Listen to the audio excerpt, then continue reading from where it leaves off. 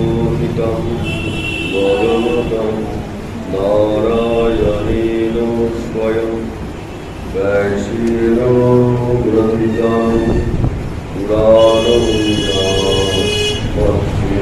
মহাভারতম অদ্বৈতামৃতবর্ষে ভগবতী অষ্টাদশাধ্যায়িনী অম্ব সংদদামি ভগবন্তি ভগবতী বসুদেবাসুতং দেবং কংসচাণূরমর্দনম দেবকী পরমানন্দং কৃষ্ণং বন্দে জগদ্গুরুম। অর্জুনোবাচ শ্রেয়ায়োরূপয়োর মধ্যে রথং স্থাপয়মেচ্যুত। 21 নম্বর।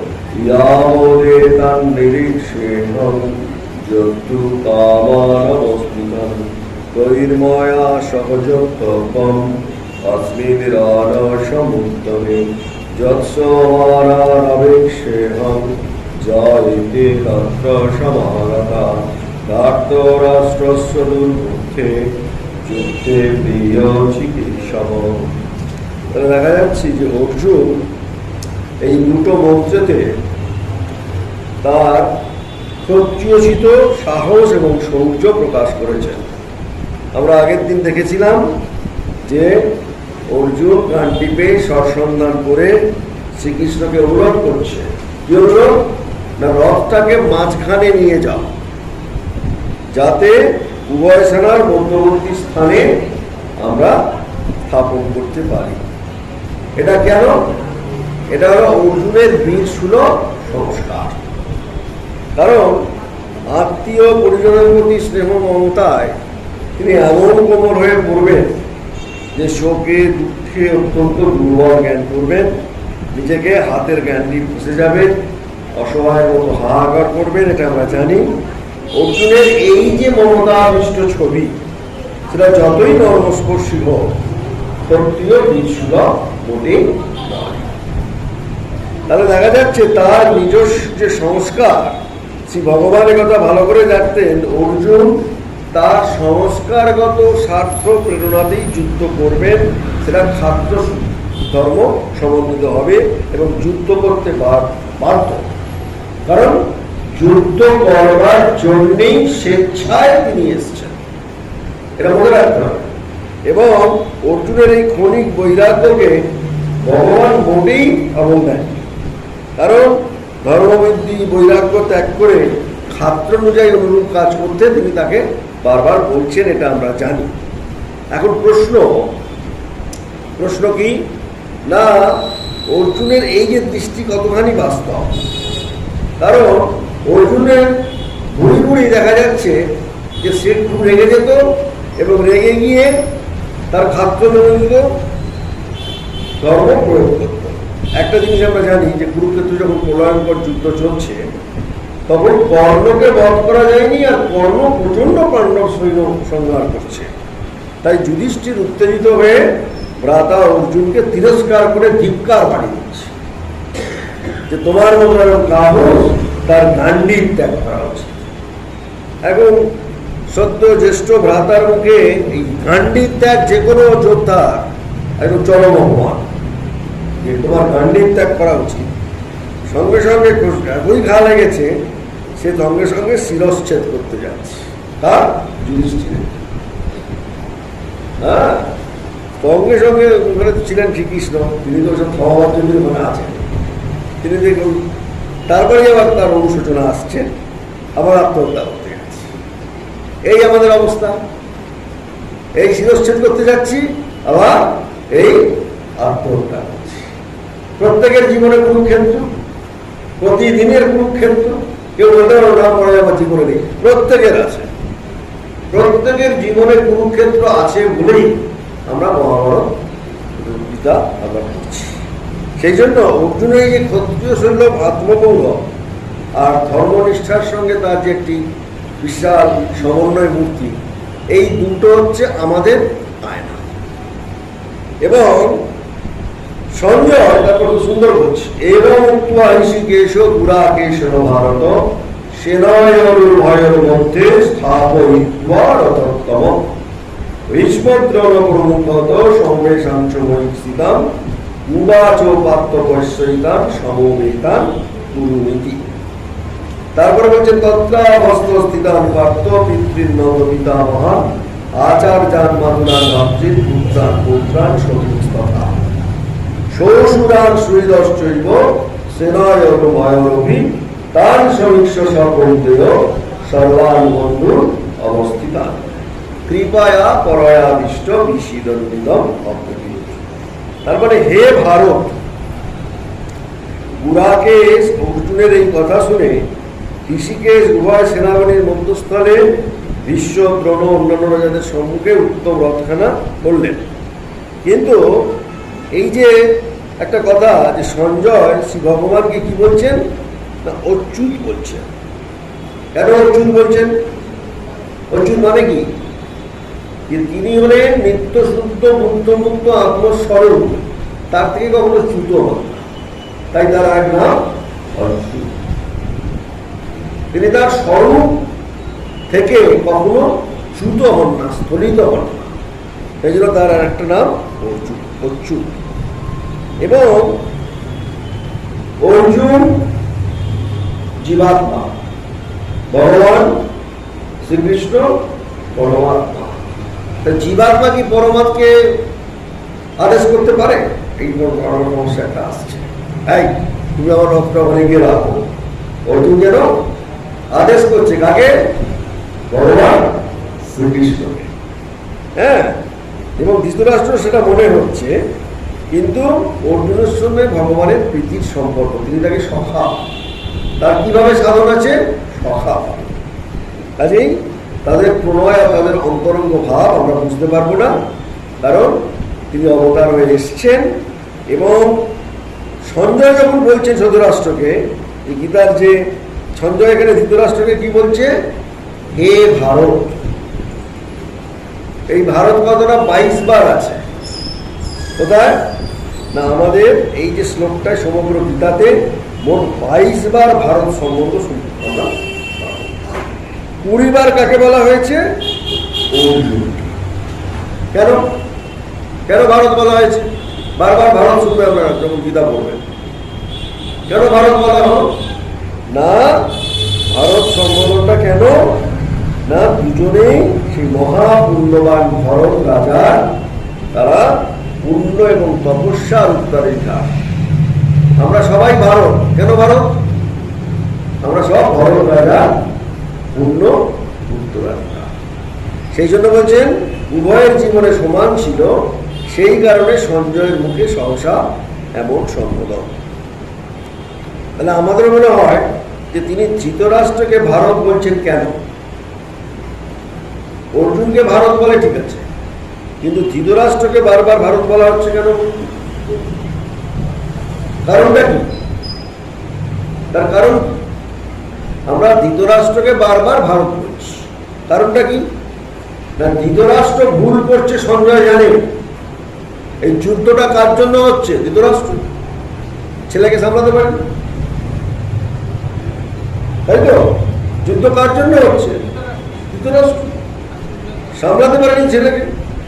তাই তিনি বলছেন যে যদি ভরত রাজার মতো যদি একবার কুলের কথা মনে পড়েও সে ফিরে আসে, যে যুদ্ধটা ঠিক হচ্ছে না, মহাধার্মিক ভরত রাজার বংশধর, সুতরাং আজকে যে অধর্ম যুদ্ধ করতে যাচ্ছে এতে তো বংশ ধ্বংস হবে, সুতরাং সে যদি ফিরে আসে।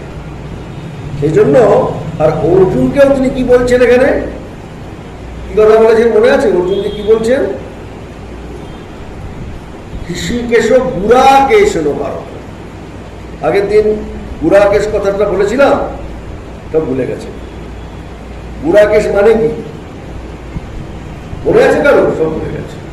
আর অনেকদিন আগেকার তো, এখানে আমার সব গীতা পাঠক সব ভুলে যায়।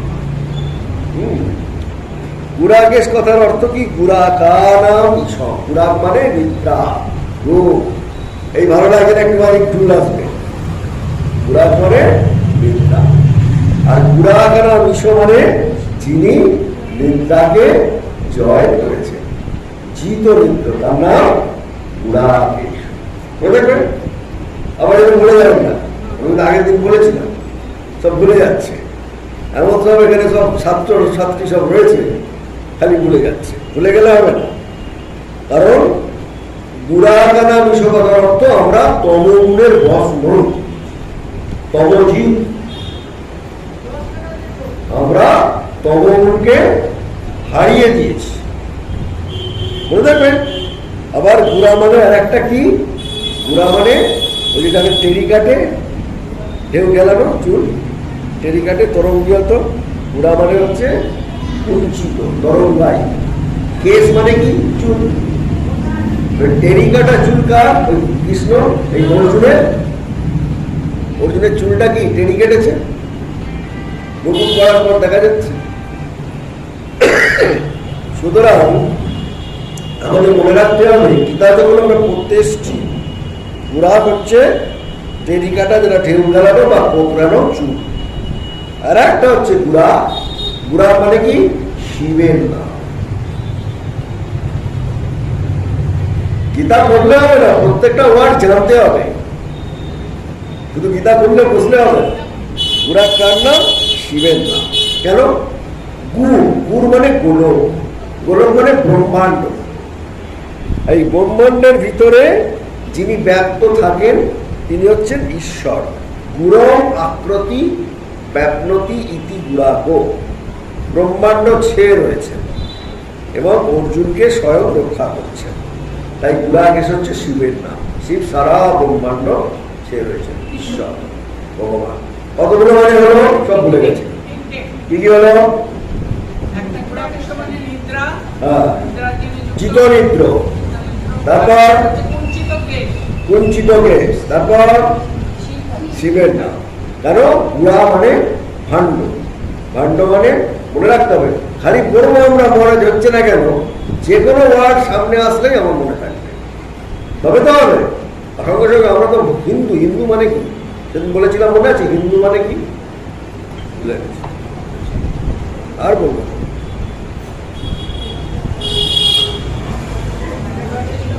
এমন সব ছাত্র আর আসবো না, বলবো আসবো কি, কেউ তো পারেই না। এই গরমে কষ্ট করে বাবা, সেই গাড়িটা তো অবস্থাটাই, রাস্তায় জাম, সারাক্ষণ এ হচ্ছে, আমার গলা ধরে গেছে, তাও আসতে হবে কিনা কান্দি গেল। সেদিন বলেছিলাম হিন্দু মানে হীনতে দুরতে জয়, যারা হীন অন্যতা জয় করেছে তারাই হিন্দু। বলেছিলাম সেদিন, সব ভুলে গেছে। হিন্দু শব্দের অর্থ হচ্ছে যারা অন্যদের থেকে কখনোই মনে করে না আমরা হিন্দু, অর্থাৎ তাদের মধ্যে কোনোদিনই ইনফেরিয়রিটি কমপ্লেক্স আসেনি, কারণ তারা শ্রেষ্ঠ জাত। বুঝতে পারছো? এই জন্য কাউকে মারতেও যায় না, ধরতেও যায় না। কেন করে না? তারা জানে আমরা তো শ্রেষ্ঠ, আমাদেরই লোকে মারতে আসে, আমরা লোকে মারবো কেন? হিন্দু শব্দের অর্থ হচ্ছে যারা হীনমন্যতা জয় করেছে, তাদের নাম হিন্দু।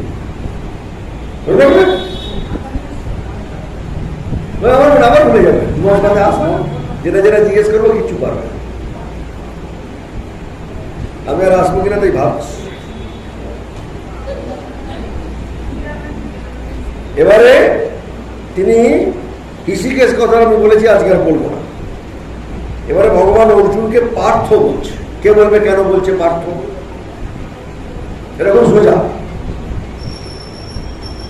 অর্জুনের আর এক নাম পার্থ। কেন পার্থ? শ্রীকৃষ্ণের নাম নয়, শ্রীকৃষ্ণ ডাকছে পার্থ বলে। যত পিতা করবেন পার্থ তাই পাবেন। পার্থ কেন বলছে বলতে হবে। হ্যাঁ, কেন বলতে বলবো? হ্যাঁ, পার্থ হচ্ছে ওর মা থেকে এসছে পৃথা, কুন্তির এক নাম পৃথা, পৃথার পুত্র পার্থ। মনে রাখবে কেন বলছেন না, মায়ের কথা মনে করিয়ে দিচ্ছে। কৌরব মায়ের দিকে তুমি দেখো, তুমি তো একটু মমতাময়ী, দেখে একটু কান্নাকাটি করো, তাই পার্থ। এখানে আর ভারতও বললো না, এখানে আর বুড়া কেশও বললো না, এখানে কি বললো? পার্থ। ভগবান কৃষ্ণ প্রতিটা নাম কেন বলছেন ভালো হয়ে যাচ্ছে? যত বুঝতে পারবেন তত দেখবেন আপনার ভেতরটা, আপনিও বুঝতে পারবেন। আমাদেরও তো তাই হয়, বাবা গো মণি গো বলে অন্য নামে ডাকে, দেখবেন আমরা যুদ্ধক্ষেত্রে সেই একই জিনিস করি। এই জন্য বলছেন তাহলে দেখো তোমার সঙ্গে তারা যুদ্ধার্থী, তাই মমতায় ভালোবাসায় তুমি যদি গৃহবান হতে পারো, তাই ভগবান তাকে সম্বোধন করছে, পার্থ করছে। কেন? তোমার মধ্যে তুমি যুদ্ধক্ষেত্রে এসছো, দেখছি মায়ের ভাবটাই পড়ো। কোথায় পিতার ভাব আসছে না, তো না এদের মারবো বলে এসেছি। তুমি মায়ের ভাবটাই মমতা করছো, তাই নাম দিয়েছি কেন? পার্থ। মায়ের নাম করে তাকে ডাকছে। ভগবানও কম চালাক নয়। আপনার যদি যত গীতা পড়বেন বুঝতে পারবেন প্রতিটা কথার মধ্যে অর্থ ঢুকিয়ে রেখেছে। সেই জন্য অর্জুনের বলতে তুমি তো আমার পিসিমার ছেলে, তুমি আমার পরম স্নেহের বিস্তুত ভাই। আমরা বলি না বিস্তুত ভাই, তা আমি তো জানি তোমার পেছনে আমি সহায়তা করেছি, কিন্তু পিতা দেবী আমার শ্রদ্ধেয় পিসিমা, সুতরাং তুমি ভীত হো না, আমি তোমার স্বয়ং। তারপরে অর্জুন বলছে, অর্জুন উবাচ দৃষ্টেমান সজনান কৃষ্ণে যুযুৎসু সমবস্থিতান সিদন্তি মম গাত্রাণি মুখঞ্চ পরিশুষ্যতি। এটা 28 নম্বর শ্লোক। কেন? অর্জুন বলছেন হে কৃষ্ণ, এই আপনজনদের দেখে আমার শরীর অবসন্ন, আমার মুখ শুকিয়ে যাচ্ছে। আমি কি করব? একসঙ্গে যুদ্ধার্থীদের কেউ আমার ভাই, কেউ বন্ধু, কেউ ভাগ্নে, কেউ জ্যাঠা, কেউ ঠাকুরদা, কেউ ঠাকুরদার ভাই, কত রকম আছে। আর অর্জুন এত নির্ভীক, তখন এহেন বিষণ্ণ অবস্থাতে তিনি, অর্জুন যখন বিষণ্ণ হয়েছে, তখন তাকে তিনি সখা বলে সম্বোধন করছেন না। কি বলছেন? সম্বোধনটা কি বলে করছেন? কৃষ্ণ, তার নাম করে ডাকছে। বিপদে অর্জুন প্রিয় সরকারকে সখা, তা না করে কৃষ্ণ। কেন কৃষ্ণ? কারণ অর্জুনের মনের মধ্যে ময়লা জমেছে। কৃষ্ণ কি করেন না, কৃষ্ণয়ী, তিনি লাঙলের কলা দিয়ে ওই আবর্জনাগুলো মুক্ত করে দেন। কৃষ্ণ মানে কি? আপনার সমস্ত ময়লাগুলোকে মন থেকে টেনে নেন। কৃষ্ণ এটা এবং কাঠ করে বীজ বপনের উপযোগী করে দেয়, দুঃখ আবর্জনা থেকে মুক্ত করে দেয়। এই জন্য কৃষ্ণ মনে রাখবেন। আর কৃষ্ণ কি করেন? আকর্ষণ করেন। ওটা তো বেঁধে বার করে দিলেন। আবার কৃষ্ণ মানে কি? আকর্ষণ করেন। কেন? তিনি ভক্ত রূপে আমাদের আকর্ষণ করেন। তাহলে কৃষ্ণ মানে দুটো হলো, একটা ময়লা ঠেলে বার করে দিচ্ছে, আর একটা কৃষ্ণ ভক্ত যারা তাদের আকর্ষণ করছে। আবার কৃষ্ণ মানে জন্ম, কৃষ্ণ মানে উৎপত্তি, ন অর্থাৎ নিবৃত্তি, অবসান। ন কৃষ্ণ জন্মের নিবৃত্তি। এই যে মায়ের পেটে 10 মাস থেকে জন্মালাম, 60, 70, 80, 90 বছর এখানে বেশ মারপিট করে আবার একটা জন্ম নিলাম। এই যে সাইকেলটা, এই জন্ম নিবৃত্তি করতে পারে। যদি কৃষ্ণের শরণ নেন, তাহলে আপনাকে আর দেহ ধারণ করতে হবে না। তাই কৃষ্ণ মানে জন্ম নিবৃত্তি। 3 নম্বর মানে কৃষ্ণকে বললে তো হবে না, কৃষ্ণের মানে জানতে হবে। আমরা মানেও তো জানি না। নেক্সট দিন জিজ্ঞেস করবো, আমার ভুলে গেছি। ভুলে গেলে তো হবে না, চলবো কি করে? গীতা, আপনি গীতা পড়তে এসছেন, গীতার প্রতিটি কথা আপনার জীবনের সঙ্গে যুক্ত। বাইরে থেকে কিছু নিয়ে আসা হয়নি। পৃথিবীর শ্রেষ্ঠ গ্রন্থ, এত ভালো গ্রন্থ পৃথিবীতে আসেনি, হয়নি, হবে না। গীতার মতো শ্রেষ্ঠ গ্রন্থ পৃথিবীতে কোনোদিন লেখা হয়নি। ও বাইবেলও নয়, কোরআনও নয়, ত্রিপিটকও নয়, কিচ্ছু নয়। কারণ এখানে কোনো পার্টিকুলার ধর্মের ব্যাপারই নেই। তারপর মানুষের কি করে মুক্তি হবে তার কথা হচ্ছে। আর একটা কৃষ্ণ মানে কি? কৃষ্ণ কথার অর্থ কি? কৃষ্ণ কথার আর একটা অর্থ আছে, সত্তা, অর্থাৎ অস্তিত্ব। সৎ, অস্তিত্ব, থাকা। আবার ন মানে কি, এখানে ন মানে আলাদা, আনন্দ। তার মানে কি, যিনি সদানন্দ, আনন্দ রূপে নিত্য বিদ্যমান, তিনি হচ্ছেন কৃষ্ণ। দেখবেন কৃষ্ণের কটা মানে হলো, তাহলে কি কি? প্রথম কি? আকর্ষণটা তো ভক্তদের, তার আগে বর্ষণ করে নিজের আবর্জনাগুলোকে বের করে দেন, তাই তার নাম কৃষ্ণ। আমাদের আকর্ষণ করেন, তাই তার নাম কৃষ্ণ। সর্বজীবের আকর্ষণ করেন, জন্ম নিবৃত্তি করেন। আর যাতে মার পেটে জন্মে আবার সেই 10 মাস নিচু হয়ে থাকা, আমরা চলে থাকি, বুঝতে পারি না, মাথা হেঁট কিন্তু 10 মাস, জানেন তো, এরকম থাকতে আমরা প্রত্যেকে মায়ের পেটে পড়ছে, ছেলে হওয়ার মেয়ে হওয়ার, তাকে কিন্তু এরকম প্রত্যেকে। সেই জন্ম মৃত্যুর আর চক্রটা চলবে না। আর লাস্টে একটা কি আসছে না, সত্তা, মানে আনন্দ রূপ। কৃষ্ণ মানে কি, সদানন্দ বিদ্যমান। কৃষ্ণ শব্দের অর্থ কি, সদানন্দ, চারটে হলো। সেই জন্য তিনি বলছেন, হে ভক্ত দুঃখহারী, হে জগৎ আকর্ষণ, হে ভব ক্লেশ হরণ, হে সদানন্দ, আমি তোমার শরণাগত। ঠাকুর বলছেন, বরং মাগো, তুমি আমাকে তোমার ভুবন মোহিনী মায়ায় মুক্ত করো না, আমি তোমার শরণাগত, শরণাগত, শরণাগত। যত আপনি শরণাগত হবেন তত ভগবানের কাছে। সুতরাং শরণাগত হওয়া আমাদের। হে মধুসূদন, তারপর তিনি বলছেন যে এতান্ন হন্তম ইচ্ছাবি ঘতবি মধুসূদন অপি ত্রৈলোক্য হে রাজ্যস্য হেত কিংরু মহিতি। আমি এতগুলো মানুষের হত্যা করব জীবনের জন্য, যদি আমি পাই তাহলেও করবো, এদের আমি মারতে ইচ্ছে করি না। হে মধুসূদন, এবার আর কৃষ্ণকে কৃষ্ণ বলছে না, এবার কৃষ্ণকে কি বলছে, মধু নামক দৈত্যকে তুমি বিনাশ করেছো। সুদ মানে বিনাশ, মধু মানে মধু নামক দৈত্য। আর একটা আছে মধু মানে কি, মধু মানে কি, কি মনে হয়, মিষ্টি, চ্যাটচ্যাট করছে, প্রত্যেকে জানি মধু মানে কি। মধু কি আমরা সবাই খেয়েছি, মধু কি করো, মিষ্টি। তাহলে সংসার হচ্ছে মধু, খেলেই চ্যাটচ্যাট করে, ছাড়তে পারবে না, চ্যাটচ্যাট করছে মধু। যারা একবার খেয়েছি আর ছাড়ছে না, সব চ্যাটচ্যাট করে। সংসার হচ্ছে মধু, খুব আনন্দ, খুব আনন্দ, খেয়েছি সবাই, খুব চ্যাটচ্যাট করছি। সেই রকম এই যে সংসার মধু, সেই মধুকে যিনি মেরেছেন তিনি হচ্ছেন মধুসূদন, অর্থাৎ খণ্ডন ভববন্ধন খণ্ডনকারী। ভববন্ধন খণ্ডনকারীর নাম মধুসূদন।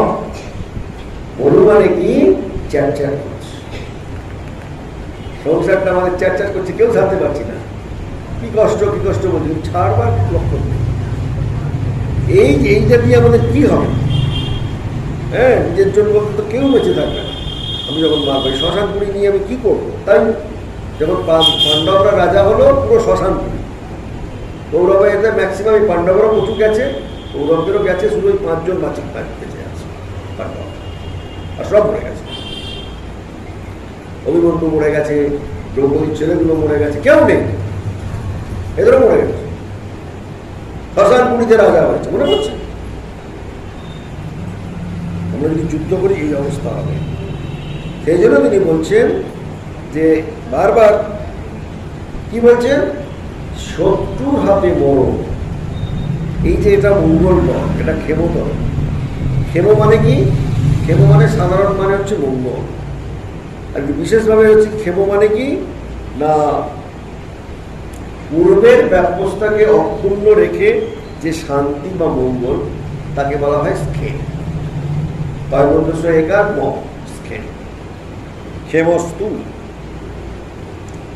এবং অর্জুনের তখনকার পিছনে যে কুলধর্ম রক্ষিত হবে, কার্পণ্য দোষ বদ স্বভাব পৃচ্ছামিতাং, এই গীতার 2য় অধ্যায় আছে, এটা এখানে নেই আপনাদের কাছে। এখানে কি বলবে, কার্পণ্য, কৃপণ কাকে বলছে? কৃপণ কথার খুব সুন্দর অর্থ বলছে। কৃপণ কাকে বলি? আমরা জানি যার ধন ঐশ্বর্য আছে, কিছু খরচাপাতি করে না, খায় না, খুব কম খায়, সে কৃপণ, ওটা জানি তো। কিন্তু শাস্ত্রের ব্যাপক অর্থ আছে। কৃপণ কথার যে অর্থ মহর্ষি যাজ্ঞবল্ক্য খুব সুন্দর করে বলছেন। কি বলছেন? দেখো বলবো যো বা এতদ অক্ষরম গার্গী অবিদিত্বা আসমাদ লোকাত প্রৈতি সব বিপরম। মানে কি, এটা একদম নিতে নিয়ে চলে গেল। কৃপণ শব্দটার অর্থ হয়ে গেল নিতে। হে গার্গী, এমন মানুষ জন্ম লাভ করে, এই যে মনুষ্য জন্ম তুমি পেয়েছ, তবু তুমি অক্ষর আত্মাকে জানলে না, ইহলোক ত্যাগ করে গেলে, তোমার মতো কৃপণ আর কেউ নেই। কারণ ওই অক্ষয় আনন্দ, ওই অসীম আনন্দকে তুমি মনুষ্য জন্মেতে লাভ করলে। গার্গীকে বলছে জাগ্রত। কৃপণ শব্দের অর্থ কি না, আমি জেনেছি আমার মধ্যে কোটি রকম সুখের আনন্দ আছে, সেই আনন্দকে আমি না খেয়ে আমি অন্য আনন্দের জন্য সারা সংসারটা করব। তা আমার মতো কৃপণ কে আছে? বুঝেছেন কৃপণ মানে কি? কৃপণ শব্দের অর্থ বোঝা গেছে? কৃপণ মানে কি ধনৈশ্বর্য যে করছে তা না, সব আছে তার মধ্যে, কিন্তু সে মনুষ্য জন্মে ওই দিকে পাড়াই মারায়। আর যদি মনুষ্য জন্মে সে কোনো খারাপ কাজ করে, তাকে তো আর মনুষ্য জন্ম পাবে না, সে চলে যাবে তির্যক জগতে। এই মনুষ্য জন্মে তার চান্স ছিল ওই অসীম আনন্দের। ঠাকুর বলছেন যে অনেক সেই চালের বস্তা রয়েছে, সেইটা কি হচ্ছে একটা ঠেকো দিয়ে রেখেছে। তখন ইঁদুরগুলো কি করছে, ওই ফুলের ওপরে যে ছোট ছোট ছেড়ে দিয়েছে ওইটাই খাচ্ছে। ওই যে বিশাল পাহাড়, ওই বস্তা বস্তা, সেটার ঠেকা খোঁজা পেল না। আমরা সংসারের এই ছোট্ট ছোট্ট সুখগুলো নিয়ে ওই অসীম আনন্দের সুখ থেকে বঞ্চিত থাকি। এই জন্য বলছি অর্জুন যেন চৈতন্য থাকতেও অচেতন, জ্ঞান থাকতেও অজ্ঞানের মতো হয়ে পড়েছে। বিবেক রূপ আত্মা তো রয়েছে, তবুও বিবেকের আলো যেন দেখছেন না, বিচারের প্রয়োগ করতে পারছেন না। কেন পাচ্ছি না? তার কারণ কার্পণ্য দোষজ্ঞ হতস্বভাব। এবারে কি করতে হবে? তাহলে আমাদের কি উচিত? আমাদের উচিত কি না, ভালো মন্দ আমি কিচ্ছু জানি না, তুমি আমার সব জানো, তুমি দয়া করে আমাকে সুনিশ্চিত করো, শ্রেয়পত্রী বলে দাও, আমি তোমার আশ্রিত শিষ্য বা সন্তান তুল্য। মুন্ডক সূত্রে আছে তব বিজ্ঞানার্থম স্বগুরুমেব বিগচ্ছেদ শ্রমিক প্রাণী শ্রত্রিয়ং ব্রহ্মনিষ্ঠং। গুরুর কাছে গিয়ে জিজ্ঞাসা করছে যে অর্জুন নিজের বিদ্যা বুদ্ধির অহংকার নিঃশেষে ত্যাগ করে ভগবানের কাছে আত্মসমর্পণ করছে। এটা আমরা পারছি না। অর্জুন ভগবানই করছে যুদ্ধ, আমরা কিন্তু ধরে আছি নিজেরটা। ভগবানের কাছে যেই শরণাগত হব তুমি চলে আসবে, এই শরণাগতি আমাদের সংসারের এই যে কুরুক্ষেত্র, প্রতিদিন প্রতি মুহূর্তে আমরা বিষাদগ্রস্ত হচ্ছি। গীতা জানি না বলে নানানভাবে আমরা ঝাড় খাচ্ছি, মার খাচ্ছি, মারের হাত থেকে কারণ রেহাই নেই। যারা আমরা এই পাঠটা করবো তারা দেখবো যে ছেলে মেয়ে স্বামী পরিজন স্ত্রী প্রিয়জন প্রতিনিয়ত খেতে খেতে খেতে আমাদের মনের মধ্যে কখনো কখনো সংসার বিমুখতা এসে যায়। বিষাদ প্রাপ্ত হলে আমাদের অবসন্নতা আসে, কর্মের ক্রিয়া আমাদের থাকে না, সমস্ত উৎসাহ নষ্ট হয়ে যায় এবং প্রকৃত বৈরাগ্য আমরা নিতে পারি না। মনে হয় না মরে যাওয়াই ভালো, অনেক সময় মনে আত্মহত্যা করবো। মনে আছে শ্রীরামকৃষ্ণের গৃহী সন্তান শ্রী মহেন্দ্রনাথ গুপ্ত, মনে পড়ছে? বাবার সঙ্গে স্ত্রীকে নিয়ে মা বাবার সঙ্গে ঝগড়া, 3টে পাস করেছেন, 3টে পাস তখনকার দিনের, এখনকার এম এ পাস নয়, তখনকার দিনের পাস। ভেতরে প্রচুর মাল আছে, এখন তো কিচ্ছু নেই, তখন কিন্তু তাদের প্রচুর জিনিস ছিল। সেই 3টে পাস করার পরেও তিনি আত্মহত্যা করার জন্য যাবার আগে একবার তার শালা বলছে সিদ্ধেশ্বর চলো না একটা সাধু আছে দেখি। ওই সাধু তখন তাকে আসল জীবনের স্বাদ দেখালেন। আসল জীবনটা কি? আরে সংসারে যেগুলো থাকবে তাহলে তুমি আত্মহত্যা করবে না, তোমার অনন্ত আনন্দের জায়গা আছে, আত্মহত্যায় সামান্য কাজের জন্য করার কোনো প্রয়োজন। আমরা এই জন্য একটা মোহ এসছে, এই মোহের ভাবটা যেই কেটে যাবে আবার তোমার কর্মে প্রবৃত্তি আসবে। সংসার তাই, আমরা যখনই কোনো শখ পাই তখন মোহ হয়, আমার কি হলো মাথা চাপড়াচ্ছি। আবার আস্তে আস্তে যখন কাল এলো, এটা করতে করতে আমরা নিশ্চয় আবার কর্মের মধ্যে কর্ম প্রবৃত্তি আসে। তাহলে দেখা যাচ্ছে যে সংসারে বিষাদপ্রাপ্ত হবে, বিষাদের কথা আসবে, শোকের কথা আসবে, মোহের কথা আসবে, দুর্বলতার কথা আসবে, এবং সেটা অতি সরল মনে অকপটে যে ব্যক্তি ভগবানকে জানাতে পারে, যে জানাতে পারে ভগবানকে তার বিষাদের কথা, ভেঙে পড়ে না, তাকে কি বলা হয়? বিষাদ যোগী। যেটা অর্জুন হয়েছিল। অর্জুনের ব্রহ্মজ্ঞান কেন বলল? বিশ্বরূপ দর্শন। ওই বিষাদ যোগী অর্জুন তার কি বলেছিল? ঈশ্বরের কাছে স্বর্গপ্রাপ্তির জন্য তিনি সংসার যুদ্ধের মধ্যেও তিনি ভগবান অনুগ্রহ লাভ করেছিলেন। আর একটা বিষাদ যোগীর কথা আমাদের মনে আছে বলে আজকে আর বেশি বলবো না, একটু অন্য কথা বলবো। আর একজন বিষাদ যোগী কে? না, দক্ষিণেশ্বরে ছিলেন, প্রতিদিন ঠাকুরের ঘর থেকে আরম্ভ করে উঠান পায়খানা সব তিনি পরিষ্কার করতেন। রসিক ম্যাথর, যেহেতু ম্যাথর ব্রাহ্মণের বাড়িতে তো যারা ভদ্রলোক আছে ওদের ছুতে পর্যন্ত পারে, অতি দূর থেকে রেগুলার দেখছে আর প্রচুর মানুষ আসছে এবং তারা আনন্দে যেন নিয়ে চলে যাচ্ছে, মনের মধ্যে তার যন্ত্রণা হচ্ছে। আমি ম্যাথর, ওরা কত আনন্দ পাচ্ছে, আমি ম্যাথর করে কি আনন্দ পেতে পারি না? আমি ভগবান তো এখানেই থাকে, আর যখন যা আসেন আমি তো বিদ্বেষ করে যাই। এই মনের মধ্যে তার একটা ভাবনা যে আমার কি হবে না কোনোদিন কিছু, প্রতিদিন দেখে কিন্তু বলতে পারে না। ঠাকুরের সাথে কোনোদিন কোনো কথাও নেই। ঠাকুর জানে রসিক ম্যাথর আছে, সে মদ খায় এবং সে মদকে ঝাড়ু ঝোড়া পরিষ্কার করে, তার বড় দুঃখ। একদিন যখন ঠাকুর পঞ্চমুখী থেকে আসছে তখন রসিক সাষ্টাঙ্গে একদম ঠাকুরকে প্রণাম করে হওয়া করে কাঁদছে। কিরে কাঁদছিস কেন? কত লোকের কত কি হচ্ছে, আমার কি হবে না? বিশাল হাওয়া করে কাঁদছে কেন? এতদিন ধরে তার মনের মধ্যে কানি প্রচন্ড বিরহ কাঁদনা চলেছে, বেদনা, যন্ত্রণা। যে যত ভগবানের জন্য যন্ত্রণা সহ্য করবেন সে তত ভগবানের কাছে পৌঁছে যাবে। তখন ঠাকুর বলছেন হ্যাঁ হবে হবে, কবে হবে? বলো তুমি কখন হবে? হবে হবে হবে, শেষকালে সব হবে। এখন তো হবে না, শেষকালে সব হবে। হ্যাঁ, এই রসিকনাথকে ঠাকুর কখনই বল দিলেন। রসিক তো আছে ঠিক, হবে শেষকালে। এবং শেষকালে দেখা গেল যে রসিকের শরীর যাওয়ার দিন